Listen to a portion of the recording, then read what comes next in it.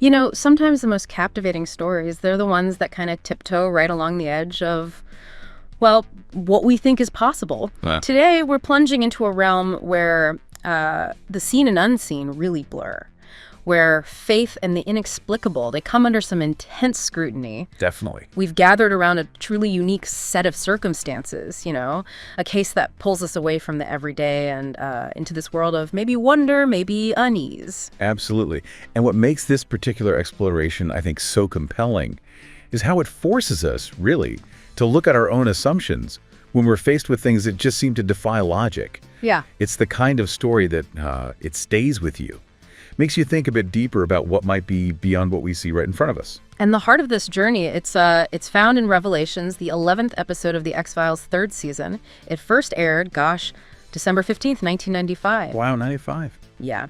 And for those who remember the show, you'll know the Monster of the Week format, right? These self-contained stories, often exploring the really strange, the unsettling, separate from the big overarching mythology. Right, standalone stuff.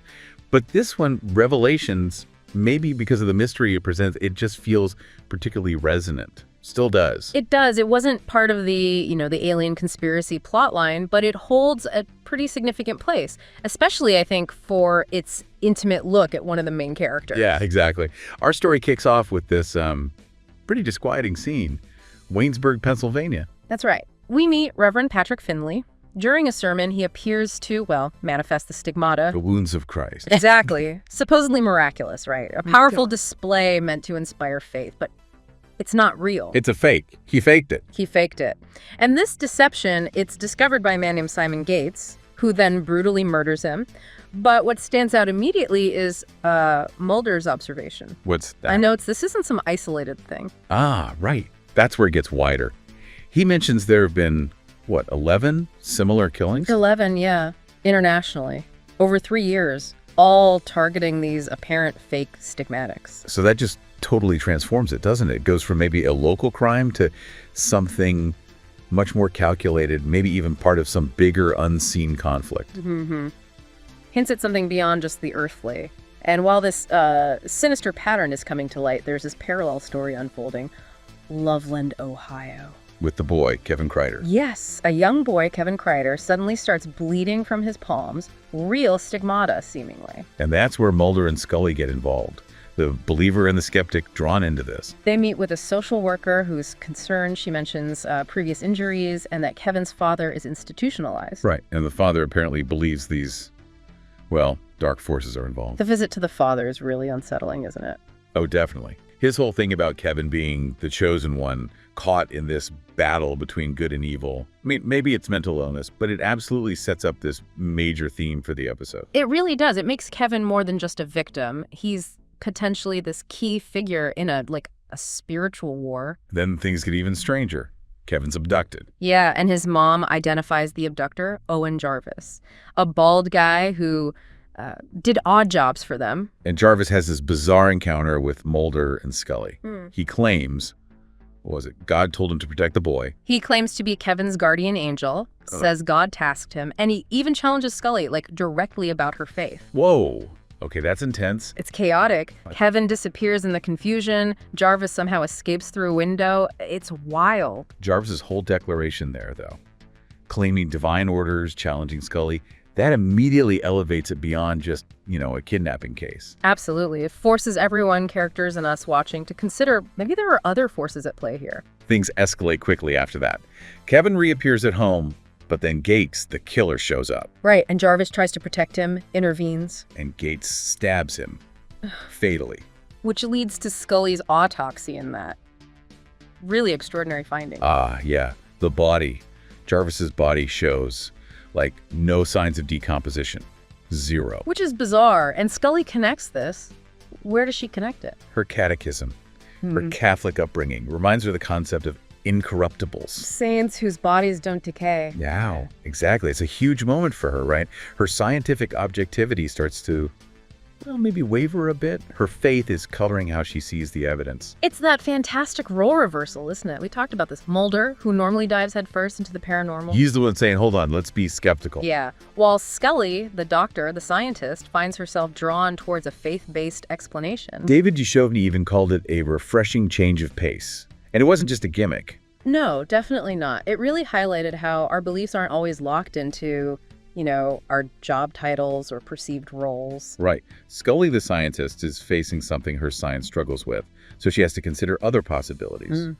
And Mulder, the believer, defaults to, well, detective work. It's crucial, that shift. It lets the episode explore faith and skepticism not as just black and white opposites, but as nuanced things people hold and maybe even swap sometimes. Yeah, it shows belief isn't always sparked by seeing something crazy.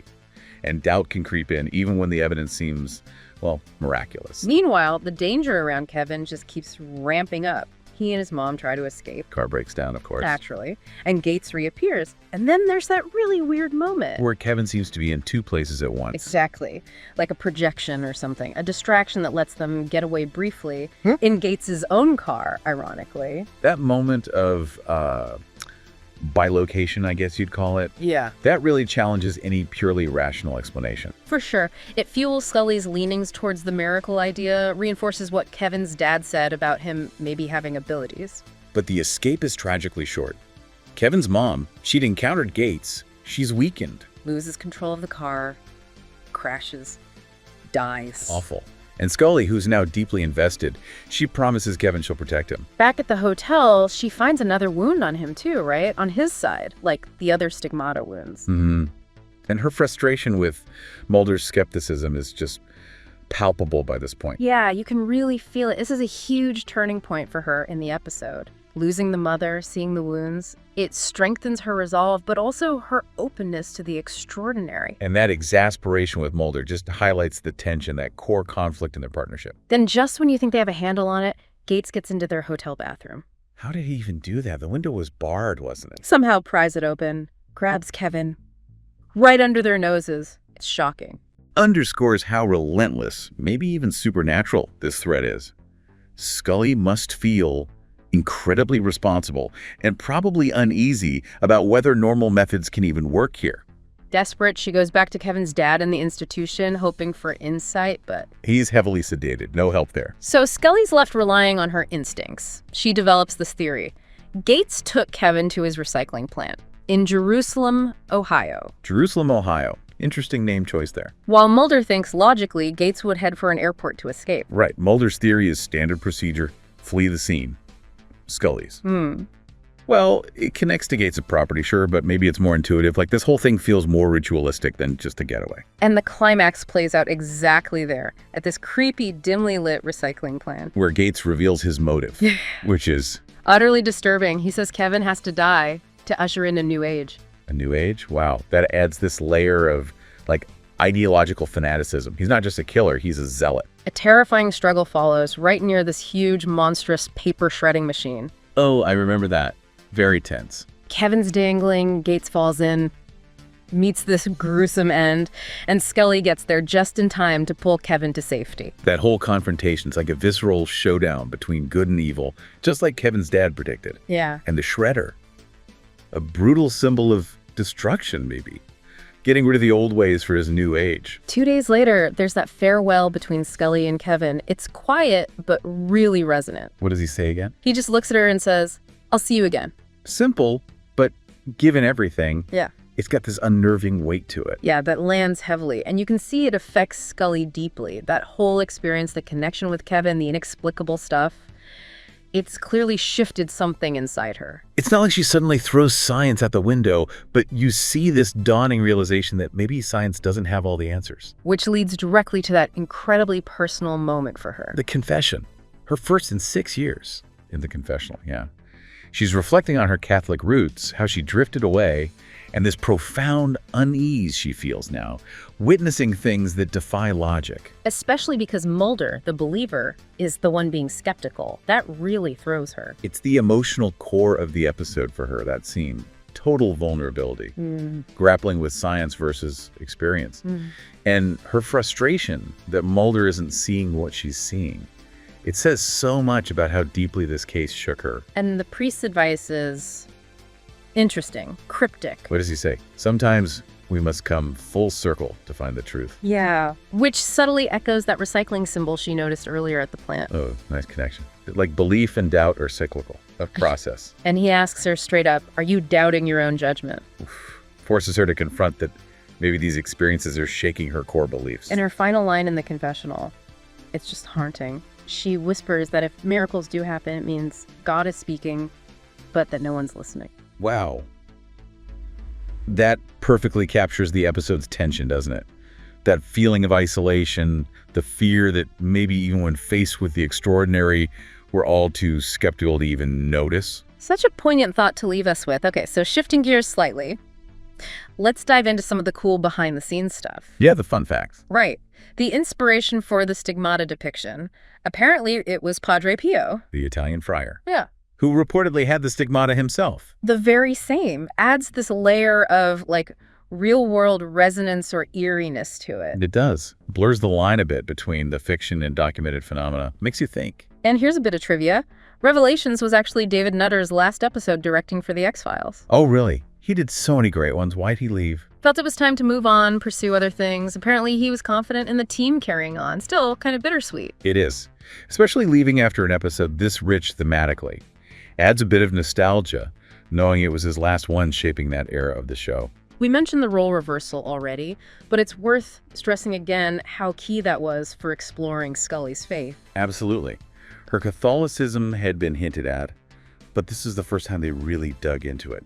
So much depth, so much nuance, a huge moment for her character arc. Totally. It added this complexity, this vulnerability that made her even more relatable, I think. Letting her grapple with belief when faced with the unexplained. It humanized her skepticism, made the moments of doubt or potential belief feel really earned. It's interesting, too, learning the producers were apparently quite cautious about the religious themes. How so? They tried to frame it more broadly around the idea of miracle belief generally, rather than focusing too heavily on, say, just Catholicism. Trying to keep it accessible. Avoid alienating people. Probably.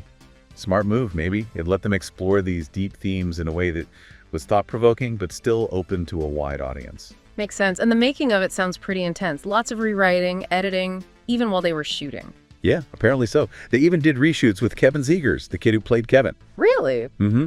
And they had to do post-production voiceover for the priest because the original actor's voice wasn't quite right. Wow.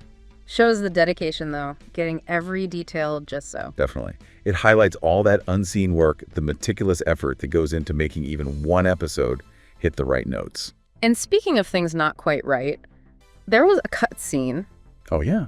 What was it? Apparently, they filmed a scene where Kevin's dad in the institution speaks in tongues and quotes, Klatu barada nikto. No way. From the day the earth stood still. Yeah. Would have added a very different vibe, wouldn't it? What? More overtly sci-fi. For sure. Cutting it probably kept the focus tighter on Scully's journey, the faith aspect. That quote might have been distracting. Cool, but maybe off topic. Good point. So when it aired, how did Revelations do? Pulled in big numbers, around 15.25 million viewers. Nice. And the reception? Generally positive from critics. And Gillian Anderson's performance as Scully got a lot of praise. People really responded to her wrestling with her faith. Understandably, her performance really grounded all of the supernatural stuff in something very human and relatable. Totally. And here's one last kind of heartwarming tidbit. Michael Berryman, the actor who played Owen Jarvis, the one with the very distinctive look. Yeah, I know what you mean. He apparently considered that role his personal favorite. Really? Why? Because it let him break away from being typecast, usually as villains. He got to play someone protective, almost angelic. That's actually really nice. A good reminder that these roles can mean a lot to the actors, too. It really is. Speaks to how stories can let actors show different sides, surprise people. His satisfaction in playing a more heroic figure adds another layer to appreciating his performance. So as we wrap up this deep dive into Revelations, we're kind of left hanging with that central tension, aren't we? Faith versus skepticism. No easy answers given. Just this haunting suggestion that maybe the miraculous can exist alongside our rational world. So the question for everyone listening is, what do you make of a case like this? When those lines between the explainable and the inexplicable get fuzzy, where do you land? Does Scully's struggle resonate?